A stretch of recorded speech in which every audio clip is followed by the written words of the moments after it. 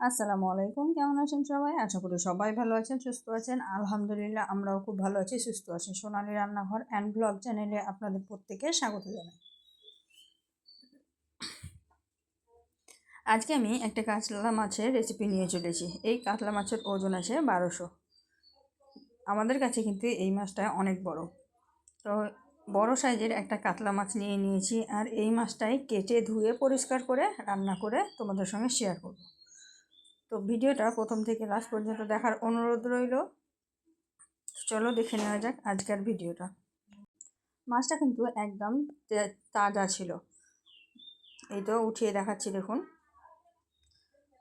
একদম কানকোটা খুব সুন্দর, ফুলকোটা খুব সুন্দর লাল ছিল আর একদম তাজা ছিল। তাই এই মাছটাই এখন ধুয়ে কেটে পরিষ্কার করে নেব। তার জন্য চলে এসেছি কলতলায়, এখন মাছটাকে কেটে নেব। তো যেহেতু ক্যামেরাটা আমার হাজব্যান্ড করছিল, ওর সময়ের খুব অভাব, তার জন্য কিন্তু প্রথমে আমি কাটাটা দেখিয়েছি, পরে আঁশ ছাড়াবো। কাটার পরে আগে আঁশ ছাড়িয়ে তবেই মাছটা কাটে সবাই, কিন্তু আমি উল্টোটা করেছি। কারণ হচ্ছে ওর খুব তাড়া ছিল, তাই মাছটা কেটেই দেখাতে হতো আমাকে। তো প্রথমে মাথাটা কেটে নিলাম, তারপর লেজার দিকে কেটে নিলাম। লেজার দিক থেকে আমি 2 পিস বার করে নেব। আর এদিকে যেহেতু মাছটা বড় আছে তাই পেটি করতে হবে। আর মাছের পিসগুলো কিন্তু আমি মিডিয়াম সাইজের করব, খুব মোটাও করব না, খুব পাতলাও করব না। তো এই তো দেখতেই পাচ্ছেন 2টো পিস আমি বার করে নিলাম। আর এখানে কিন্তু লেজাটা খুব বড় করে রেখেছি। বড় মাছের লেজা বড় করে রাখলেই কিন্তু ভালো লাগে। আর এখন আমি পিসটা কেটে নেব। এইটা পেটিটা বার করে নিয়েছি। পেটিটা কিন্তু অনেক মোটা ছিল, পিসগুলো খুব সুন্দর হয়েছিল। তো এটা দেখতেই পাচ্ছেন, সুন্দর করে পেটিটাকে কেটে নিলাম। পেটিটাকে আমি 4 টুকরো করেছিলাম। পেটিটা অনেক মোটা ছিল আর সুন্দর ছিল, এটা 4 টুকরো করে নিলাম। প্রত্যেকটা মাছ আমি মিডিয়াম সাইজ করে কেটে নিচ্ছি। মাছটা কাটার পরেই কিন্তু আঁশগুলো তুলে ফেলেছিলাম। তো এই তো এখন পিসগুলো করে নেব। আর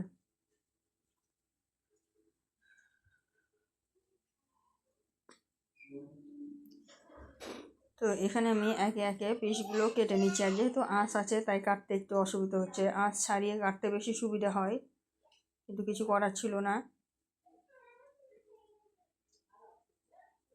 মাছ কাটতে কাটা দেখতে সবই ভালো লাগে, তার জন্য আমি মাছ কাটাটা দেখিয়েছি। দেখুন একে একে সব পিসগুলো আমি কিন্তু করে নিলাম। আর মাথাটাও 2 ভাগ করে নিয়েছিলাম, কিন্তু অফ ক্যামেরায়। এই তো দেখুন সমস্ত মাছ আমার কাটা কমপ্লিট হয়ে গেল। এখন আমি ধুয়ে পরিষ্কার করে নেব। আর এদিকে দেখুন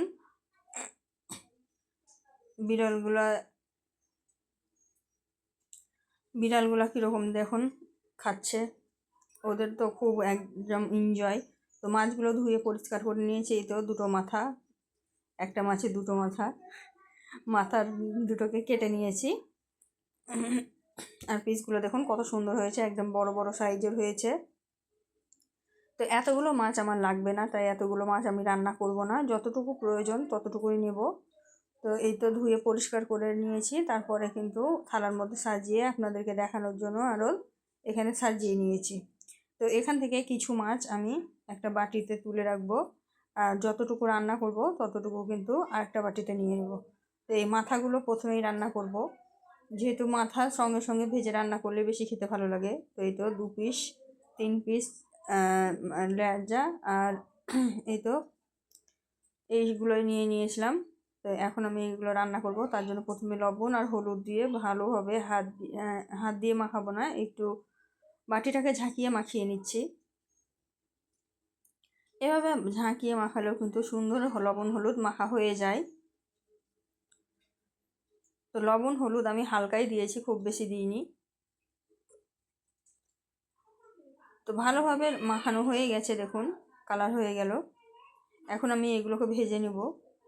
তার জন্য প্রথমেই কড়াইয়ে সরষের তেল গরম হতে দিয়ে দিয়েছিলাম। তেলটা গরম হয়ে গেছে, এখন আমি মাছগুলো একে একে দিয়ে দিচ্ছি। তো যতটা মাছ একসঙ্গে ভাজা হবে ততটাই আমি দিয়ে দেব। তো দেখতেই পাচ্ছেন এখানে 4 পিস, আর এখানে 2টো পেটি দিয়ে দিচ্ছি। তো একটু সাইড করে দিচ্ছি যাতে আর একটা পেটি দেওয়া যায় এখানে। এতে আর একটা পেটি আমি দিয়ে দিলাম, দিয়ে ভালোভাবে উল্টিয়ে পাল্টিয়ে নাল করে ভেজে নিয়েছি। মাছগুলো সুন্দরভাবে দেখুন ভাজা হয়ে গেছে। এখন আমি মাছগুলোকে একে একে তুলে নেব, যেহেতু সব মাছ ভাজা হয়ে গেছে। আর এই মাছগুলো একটু কড়া করে ভাজলে খেতেও ভালো লাগে। কত সুন্দরভাবে ভাজা হয়েছে দেখুন, কাছ থেকে দেখিয়ে দিলাম। এখন একে একে মাছগুলো তুলে নিচ্ছি। দেখুন একটু ভাঙেনি, সুন্দরভাবে ভাজা হয়ে গেছে। তো মাছগুলো কিন্তু আমার তোলা হয়ে গেল। এখন বাকি যে মাছগুলো আছে সেগুলোও কিন্তু একই তেলে ভেজে নেব। এখানে একটা লেজা আর একটা মাথা দিয়ে দিলাম ভাজা হতে। একইভাবে সবগুলো মাছ কিন্তু আমি ভেজে তুলে নিয়েছিলাম। তারপরে যে অবশিষ্ট তেল ছিল তার মধ্যে আরেকটু সর্ষের তেল অ্যাড করে দিলাম, কাঁচা তেল। তারপরে এখানে একটা পেস্ট দিয়ে দিলাম। পেস্টের মধ্যে আছে আদা, রসুন, পেঁয়াজ আর এই তিনটা জিনিস একসঙ্গে পেস্ট করে রেখে দিয়েছিলাম, ওইটাই দিয়ে দিলাম। দিয়ে ভালোভাবে তেলের সঙ্গে নাড়াচাড়া করে মিক্সড করে নিলাম। এখন দিয়ে দিলাম গোটা জিরা। আপনারা চাইলে জিরার পেস্টও দিয়ে দিতে পারেন, কাঁচা জিরার খেতে খুব ভালো লাগে মাছের ঝোলে বিশেষ করে। তো ভালোভাবে নাড়াচাড়া করে নিলাম, তেলটা ভেসে উঠেছে। এখন কিন্তু দিয়ে দিলাম হলুদ গুঁড়ো, দিয়ে ভালোভাবে মাখিয়ে নিলাম। দেখুন হলুদ গুঁড়ো দেওয়ার সঙ্গে সঙ্গেই কিন্তু একদম কালারটা চেঞ্জ হয়ে গেল, তেলটা উপরে উঠে আসছে। দেখুন ভালোভাবে কষানো হয়ে গেছে। এখন আমি এর মধ্যে দিয়ে দিলাম লঙ্কা গুঁড়ো, দিয়ে দিলাম জিরা ধনিয়ার পাউডার। এখন আমি সামান্য একটু জল দেব, দেখুন তলায় লাগছে। আর জলটা দেওয়ার কারণে কিন্তু তলায় লাগবে না, মশলাটা পুড়ে যাবে না, সুন্দরভাবে মশলাটা কষানো হবে আর একটা সুন্দর ফ্লেভার আসবে। এখন দিয়ে দেবো স্বাদ মতো লবণ। যেহেতু মাছে লবণ আগে থেকে দেওয়া আছে তাই অল্প পরিমাণে দিলাম, প্রয়োজন হলে পরে দেওয়া যাবে, কিন্তু প্রথমেই বেশি দেওয়া যাবে না। তো দেখুন দেখতে দেখতেই মশলাটা কিন্তু সুন্দরভাবে কষানো হয়ে গেল আমার। মশলায় কত সুন্দর তেল ছেড়েছে, দেখুন ওপরে একদম তেল ভেসে উঠেছে। মশলাটা কিন্তু আমার কমপ্লিট হয়ে গেছে কষানো। এখন আমি এর মধ্যে মাছটা অ্যাড করে দেব। মাছটাকে একটু নাড়াচাড়া করে দেব, খুব বেশি নাড়াচাড়া করব না, তা না হলে কিন্তু ভেঙে যেতে পারে। যেহেতু এখানে মাছের মাথা আছে তাই বেশি নাড়াচাড়া করা যাবে না। তবুও আমি মাছটাকে একটু নাড়াচাড়া করে মশলার সঙ্গে একটু কষিয়ে নিলাম। দেখুন মাছটা কিন্তু ভালোভাবে নাড়াচাড়া করে কষিয়ে নিলাম। এখন আমি এর মধ্যে দিয়ে দেব জল। আপনারা চাইলে গরম জল দিতে পারেন, আমি কিন্তু এখানে ঠান্ডা জলই ব্যবহার করেছি। পরিমাণ মতো জল দিয়ে দিলাম। জল দিয়ে ভালোভাবে নাড়াচাড়া করে মাছগুলোকে সঠিক জায়গায় বসিয়ে দেব, যাতে উঁচু নিচু না হয়ে থাকে। তো সব দিক দিয়ে সুন্দর করে বসানো হয়ে গেল। এখন আমি মাছটাকে ঢাকা দিয়ে ফুটতে দেব।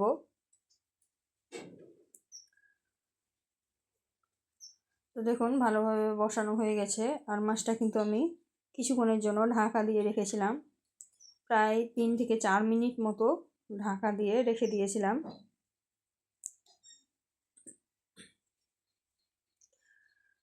ঢাকা খুলে দেখলাম, দেখুন আর একটু জল আছে, একটু জলটা একটু মরিয়ে দিব, তাহলে কিন্তু বেশি ভালো লাগবে। কারণ আমি খুব বেশি ঝোল ঝোল করব না, মাছটা হালকা ঝোল ঝোল হবে। গায়ে লাগা লাগা ঝোল যদি হয় তাহলে কিন্তু খেতে বেশি সুস্বাদু হয়। তো এই তো ঝোলটা অনেকটা মরে গেছে দেখুন। আর যেহেতু অনেকগুলো মাছ আছে খুব বেশি মরিয়ে দিলেও হবে না, তাই মাছ সুন্দরভাবে ফুটে গেছে। মাছের আর একটু বন্ধ করে দিয়ে ঢাকা দিয়ে রেখে দিলাম। ঢাকা দিয়ে কিছুক্ষণ রেখেছিলাম, তারপরেই দেখুন কত সুন্দর কালার এসেছে, একদম সুন্দর একটা কালার চলে এসেছে, দেখেই কিন্তু জিভে জল চলে আসছে।